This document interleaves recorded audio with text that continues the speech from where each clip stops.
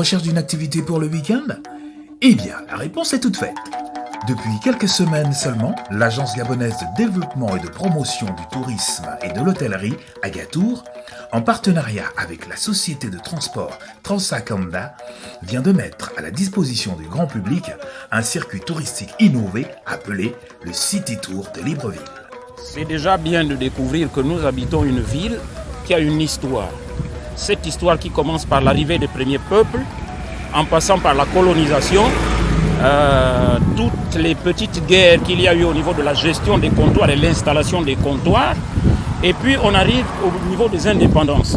C'est une histoire que beaucoup de nos enfants et même les adultes que nous sommes ne maîtrisons pas toujours.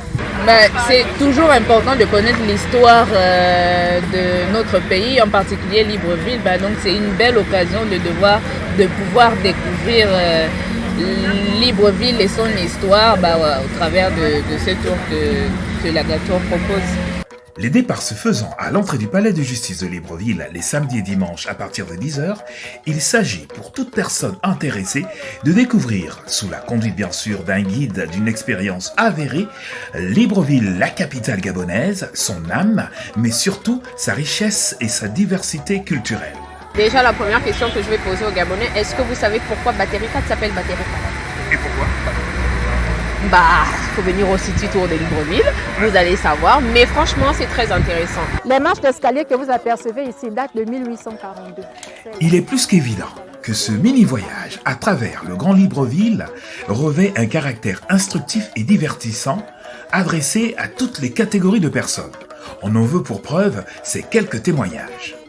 Alors, à chaud, j'ai vraiment apprécié. C'est toujours bien de découvrir et surtout quand il y a une note historique, ça apporte quelque chose en plus. Donc, j'ai bien aimé faire ce tour et si c'est à refaire, je le referai.